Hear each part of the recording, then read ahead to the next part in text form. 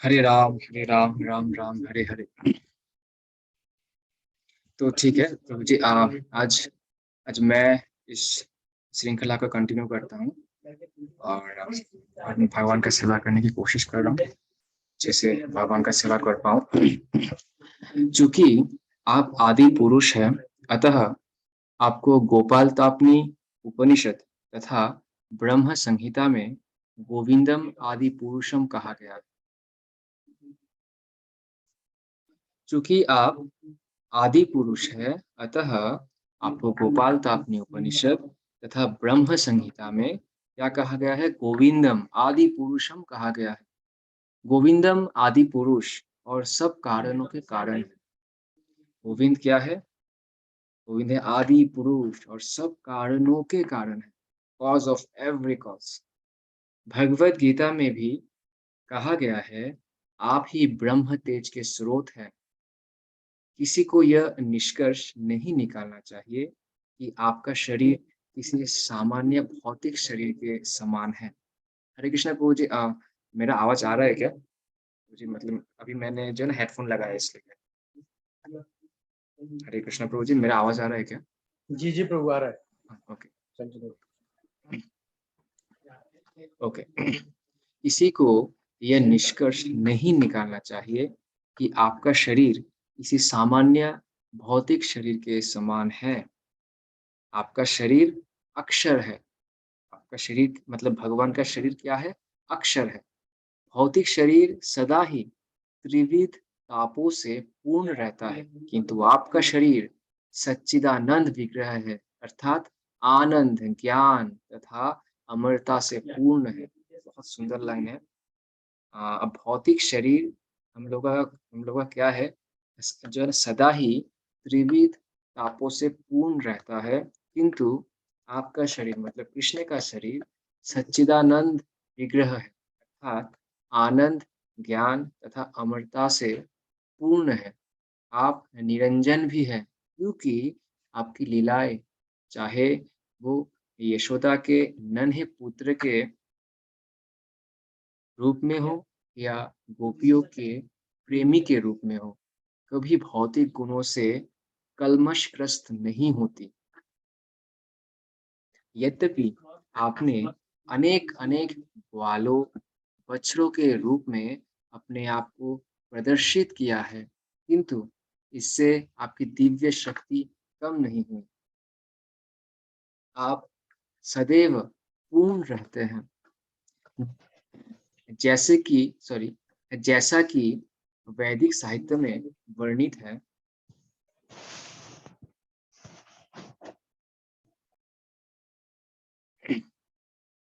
जैसा कि वैदिक साहित्य में वर्णित है, यदि पूर्ण परम सत्य में से पूर्ण घटाया भी जाए, तो पूर्ण परम सत्य ही शेष बचता है।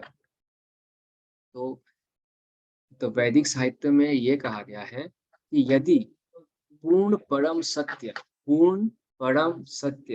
में से पूर्ण घटाया भी जाए, तो पूर्ण परम सत्य ही शेष बचता है। और यद्यपि पूर्ण के अनेक विस्तार देखने में आते हैं, पूर्ण अद्वितीय ही रहता है। क्योंकि यद्यपि पूर्ण के अनेक विस्तार देखने में आते हैं, पूर्ण अद्वितीय ही रहता है।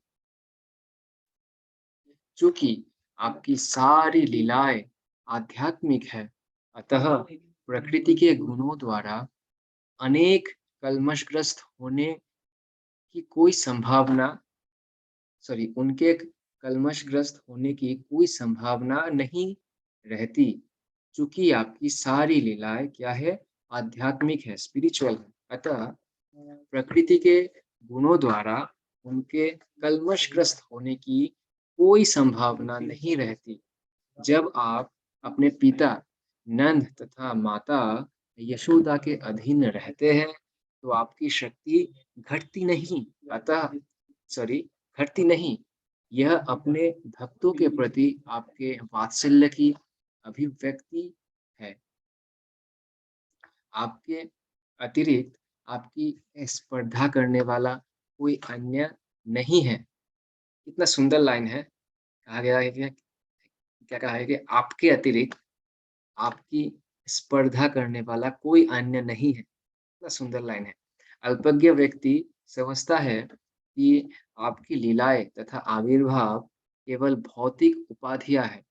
आप अज्ञान तथा ज्ञान से परे हैं, जैसे कि गोपाल तापनी उपनिषद से पुष्टि होती है। आप मूल अमृत है, अक्षय है। तुम मतलब भगवान क्या है? भगवान मूल अमृत है, भगवान अक्षय है। और ये सब बातें ब्रह्मा जी जो है कृष्ण को बता रहे हैं। जैसा कि वेदों में पुष्टि हुई है, अमृतं शाश्वतं ब्रह्मे, ब्रह्मा नित्य प्रत्येक वस्तु की परम उत्पत्ति है, जिसका ना तो जन्म होता है, न मृत्यु। उपनिषदों में कहा गया है कि परब्रह्म सूर्य के समान तेजस्वी तथा प्रत्येक वस्तु का मूल है और जो कोई भी उस मूल पुरुष को समझ सकता है, वो भौतिक बद्ध जीवन से मुक्त हो जाता है। तो उपनिषदों में कहा गया है कि परब्रह्म सूर्य के समान तेजस्वी तथा प्रत्येक वस्तु का मूल है और जो कोई भी उस मूल पुरुष को समझ सकता है, वह भौतिक बद्ध जीवन से मुक्त हो जाता है। जो भी भक्ति द्वारा आप में अनुरक्त हो सकता है, वही आपकी वास्तविक स्थिति, आपका जन्म, प्रादुर्भाव, तिरोधान तथा कार्यकलाप जान सकता है। जैसा कि भगवद गीता में पुष्टि की गई है, आपकी स्वाभाविक स्थिति, प्रादुर्भाव तथा तिरोधान जान लेने से ही मनुष्य तुरंत ही इस शरीर को त्याग कर आध्यात्मिक लोक को प्राप्त होता है। तो ये लाइन एक्चुअली भगवद गीता में कहा गया है। तो मैंने एक्चुअली वो श्लोक भूल गया हूँ। मुझे ठीक से याद नहीं आ रहा है, पर ये लाइन कहा गया है कि जैसा कि भगवद गीता में पुष्टि की गई है, आपकी स्वाभाविक स्थिति, प्रादुर्भाव तथा तिरोधान को जान लेने से ही मनुष्य तुरंत इस हाँ, शरीर को त्याग कर हरे कृष्ण प्रभु। आध्यात्मिक। हरे ये कृष्ण प्रभु जी। वो श्लोक जो है जन्म कर्म च दिव्यम, ये हाँ, वाला। यस, यस प्रभु जी, यस, यस, एकदम राइट, राइट, याद आ गया। हाँ, तो ये बता रहे हैं कि स्वाभाविक स्थिति, प्रादुर्भाव तथा तिरोधान को जान लेने से ही मनुष्य तुरंत इस शरीर को त्याग कर आध्यात्मिक लोक को प्राप्त होता है। अतः भौतिक अज्ञान के सागर को तैरने के लिए बुद्धिमान मनुष्य आपके चरण कमलों की शरण ग्रहण करता है और अत्यंत सुगमता पूर्वक आध्यात्मिक जगत को चला जाता है। ऐसे अनेक तथाकथित ध्यानी हैं जिन्हें यह जिन्हें ये पता नहीं है कि आप परमात्मा हैं। ऐसे अनेक अनेक तथाकथित ध्यानी हैं, जिन्हें यह पता नहीं कि आप परमात्मा हैं। जैसा कि भगवद गीता में कहा गया है, आप प्रत्येक हृदय में स्थित परमात्मा है। और जो ये श्लोक है, वो है मतलब 15.15 मतलब 15वाँ अध्याय का 15वाँ श्लोक। यहाँ पर भगवान का यहाँ पर भगवान कहते हैं कि सर्वस्य चाहं हृदि सन्निविष्टो मतस्मृतिर्ज्ञानम् अपहनं च वेदैश्च चैव अहं वेद्यो वेदान्तकृत् विदेव चाहम्। तो यहाँ पर मतलब वहाँ पर भगवान बताते हैं अर्जुन को कि वे सबके हृदय में रहते हैं। तो ये लाइन फिर से ब्रह्मा जी कह रहे हैं कि जैसे कि भगवद गीता में कहा गया है कि आप प्रत्येक हृदय में स्थित परमात्मा हैं, अतः आपसे परे किसी वस्तु के विषय में ध्यान करने की कोई आवश्यकता ही नहीं है। जो भी आपके मूल कृष्ण रूप के ध्यान में सदा मग्न रहता है, वो भौतिक अज्ञान सागर को सरलता से पार कर लेता है। वॉव!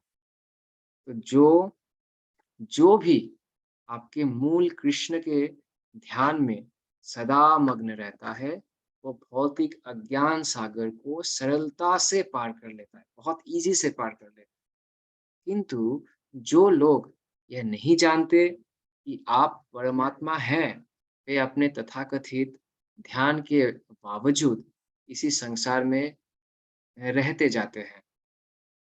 यदि कोई मनुष्य आपके भक्तों की संगति से यह जान पाता है कि भगवान कृष्ण ही आदि परमात्मा है, तो उसके लिए भौतिक अज्ञान सागर को सरलता से पार कर लेता है। तो उसके लिए भौतिक अज्ञान सागर को सरलता से पार कर लेता है। किंतु जो लोग यह नहीं जानते कि आप परमात्मा हैं, वे अपने तथाकथित ध्यान के बावजूद ही संसार में रहते जाते हैं। यदि कोई मनुष्य आपको भक्तों की संगति से ये जान पाता है कि भगवान कृष्ण ही आदि परमात्मा है, तो उसके लिए भौतिक अज्ञान सागर को पार कर पाना संभव होता है। उदाहरणार्थ, जो ही मनुष्य रस्सी को सर्प समझ लेता है, वो भयभीत हो जाता है। परंतु जैसे ही वो समझ जाता है कि ये रस्सी साँप नहीं है, वो भय से मुक्त हो जाता है। अतः जो आपके व्यक्तिगत उपदेशों द्वारा आपको समझ जाता है, जैसा कि भगवद गीता का कथन है, या जो आपके शुद्ध भक्तों के उपदेशों के माध्यम से आपको जान लेता है, जैसा कि श्रीमद् भागवत तथा अन्य वैदिक साहित्य में कहा गया है, और यह अनुभव करता और ये अनुभव करने लगता है कि आप ज्ञान के चरम लक्ष्य हैं, तो उसे इस जगत से और अधिक डरने की आवश्यकता नहीं रह जाती। मैं इस पैराग्राफ को फिर से पढ़ता हूँ, बहुत ही सुंदर पैराग्राफ है कि उदाहरणार्थ, जो ही मनुष्य रस्सी को सर्प समझ लेता है, वो भयभीत हो जाता है। परंतु जैसे ही वो समझ जाता है कि रस्सी साँप नहीं है, वो भय से मुक्त हो जाता है। अतः जो आपके व्यक्तिगत उपदेशों द्वारा आपको समझ जाता है, जैसा कि भगवद गीता का कथन है, या जो आपके शुद्ध भक्तों के उपदेशों के माध्यम से आपको जान लेता है, जैसे कि श्रीमद् भागवत तथा अन्य वैदिक साहित्य में कहा गया है, और यह अनुभव करने लगता है कि आप ज्ञान के चरम लक्ष्य हैं, तो उसे इस जगत से और अधिक डरने की आवश्यकता नहीं रह जाती। बहुत सुंदर ये पैराग्राफ हम लोगों ने पढ़ा। तथाकथित मुक्ति तथा बंधन इस व्यक्ति के लिए निरर्थक है। तथाकथित मुक्ति तथा बंधन इस व्यक्ति के लिए क्या होता है? निरर्थक रह जाता है, यूज़लेस, जो आपकी भक्ति में पहले ही लग चुका है। जिस प्रकार जो व्यक्ति ये जान लेता है कि ये सर्प नहीं अपितु रस्सी है, वो भय से रहित हो जाता है। भक्त जानता है यह भौतिक जगत आपका है, अतः वो अपनी प्रत्येक वस्तु को आपकी दिव्य प्रेमा भक्ति में लगा देता है। तो क्या जानता है कि भक्त क्या जानता है? कि यह भौतिक जगत क्या है? कृष्ण का है। अतः वो अपनी प्रत्येक वस्तु को आपकी दिव्य प्रेमा भक्ति में लगा देता है। इस प्रकार उसके लिए कोई बंधन नहीं रहता। जो व्यक्ति पहले से सूर्यलोक में स्थित हो, उसके लिए दिन-रात में सूर्य के उदय या अस्त का प्रश्न ही नहीं उठता। ये भी कहा जाता है कि आप सूर्य तुल्य हैं और माया अंधकार जैसी है। কৃষ্ণ হয় সূর্য সম, মায়া হয় অন্ধকার।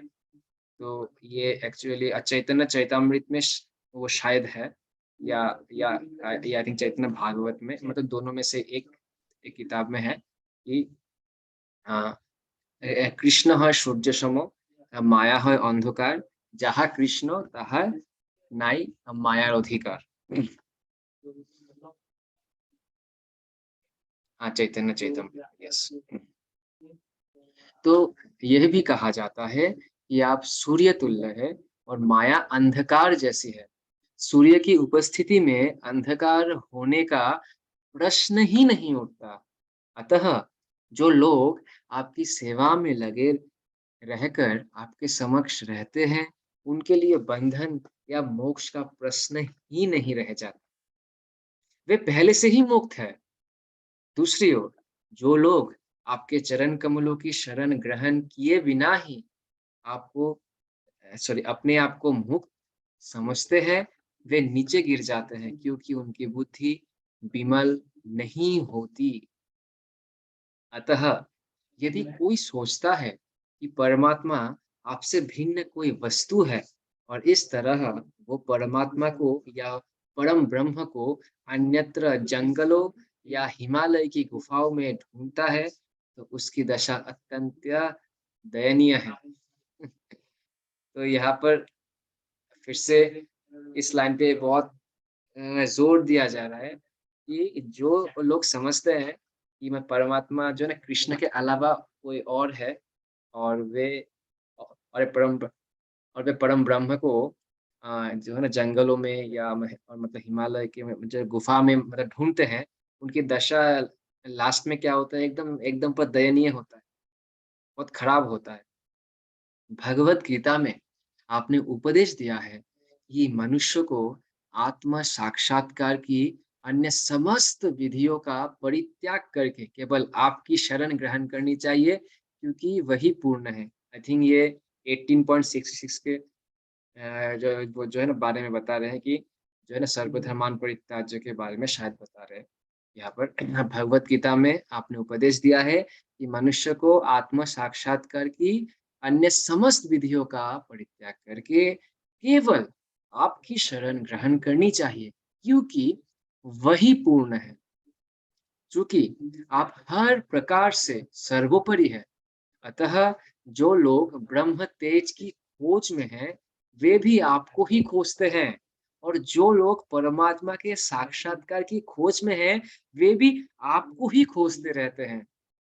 बहुत सुंदर लाइन है, फिर से पढ़ता हूँ, इसको याद रखने की ज़रूरत है कि चूँकि आप हर प्रकार से सर्वोपरि हैं, अतः जो लोग ब्रह्म तेज की खोज में हैं, वे भी आपको ही खोजते हैं और जो लोग परमात्मा के साक्षात्कार की खोज में हैं, वे भी आपको ही खोजते रहते हैं। आपने भगवत गीता में कहा है कि आप स्वयं अपने आंशिक निरूपण से परमात्मा के रूप में इस दृश्य भौतिक जगत में प्रवेश किए हुए हैं। आप आप हर एक के हृदय में उपस्थित हैं और परमात्मा को अन्यत्र कहीं ढूँढने की आवश्यकता नहीं है। यहाँ पर एक-एक लाइन बहुत इतना हम लोगों को पूरा जो है ना याद रखने का ज़रूरत है कि आप हर एक के हृदय में उपस्थित हैं और परमात्मा को अन्यत्र कहीं ढूँढने की आवश्यकता नहीं है। परमात्मा को अन्यत्र कहीं ढूँढने की आवश्यकता नहीं है। यदि कोई ऐसा करता है, तो वो अज्ञानवश करता है। जो ऐसी स्थिति से ऊपर है, वो जानता है कि आप असीम हैं। आप आप भीतर भी है तथा बाहर भी। इतो नरसिंह परतो नरसिंह यतो यतो यामि ततो नरसिंह। बाहिरे निसिंह हृदये निसिंह। तो आप भीतर भी है तथा बाहर भी है। अतः आप सर्वत्र हैं। यतो यतो यामि ततो नरसिंह। परमात्मा को अन्यत्र ना ढूँढकर भक्त अपने मन को अपने भीतर आप पर ही एकाग्र करता है। परमात्मा को सॉरी परमात्मा को अन्यत्र ना ढूँढकर भक्त अपने मन को अपने भीतर आप पर ही एकाग्र करता है। वास्तव में जो देहात्म बुद्धि से मुक्त है, वे ही आपकी खोज कर सकते हैं, अन्य कोई नहीं कर सकता। रस्सी को सर्प समझने की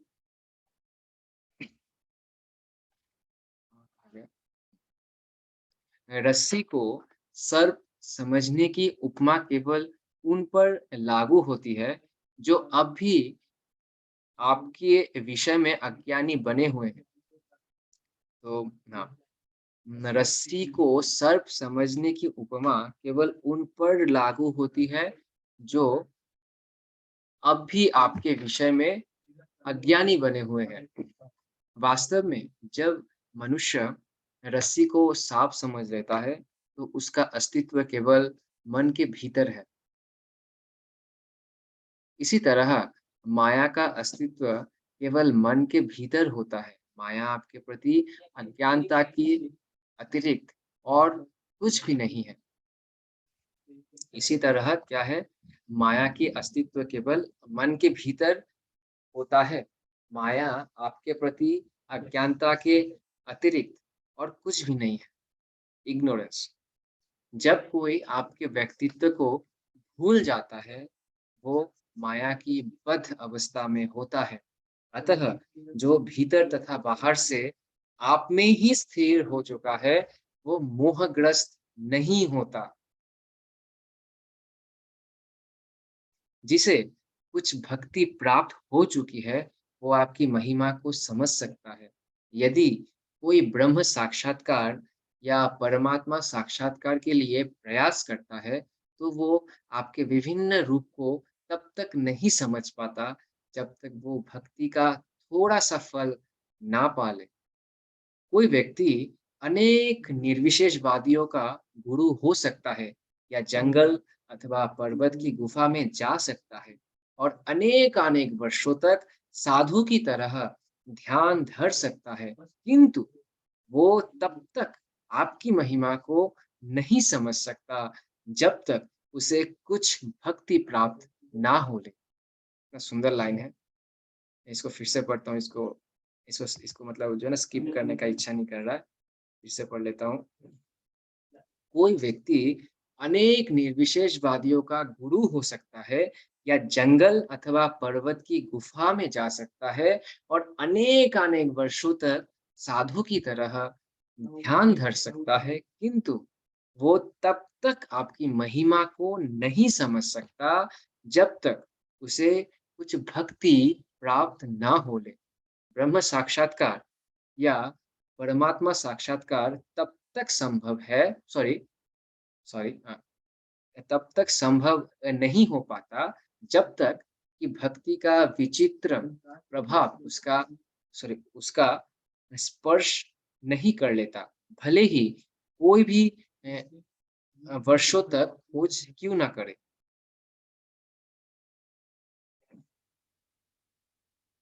ब्रह्म साक्षात्कार या परमात्मा साक्षात्कार तब तक संभव नहीं हो पाता, जब तक कि भक्ति का विचित्र प्रभाव उसको स्पर्श नहीं कर लेता, भले ही कोई वर्ष तक खोज क्यों ना करे।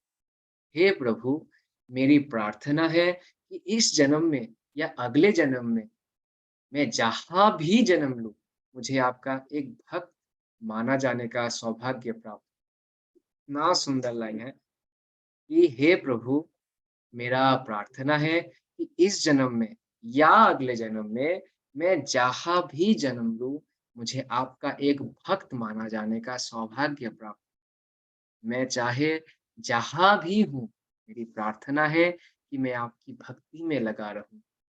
मुझे इसकी तनिक भी परवाह नहीं है कि भविष्य में मुझे कैसा जीवन प्राप्त होगा, क्योंकि मैं देखता हूँ कि गायों तथा बछड़ों या ग्वाल वालों के रूप में भी भक्त इतने भाग्यवान होते हैं कि वे आपके दिव्य प्रेमा भक्ति तथा साहचर्य सॉरी तथा साहचर्य में लगे रहते हैं। अतः मेरी इच्छा है कि मैं वर्तमान की भांति सम्मानित पुरुष ना होकर उन्हीं के समान बनूं। अतः मेरी इच्छा है कि मैं वर्तमान की भांति सम्मानित पुरुष ना होकर उन्हीं के समान बनूं, क्योंकि मैं अज्ञान से पूर्ण हूँ।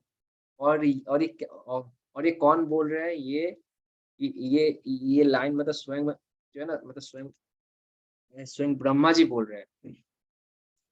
वृंदावन की गोपिकाएँ तथा गायें इतनी भाग्यवान हैं कि वे आपको अपने स्तन का दूध दे सकती हैं।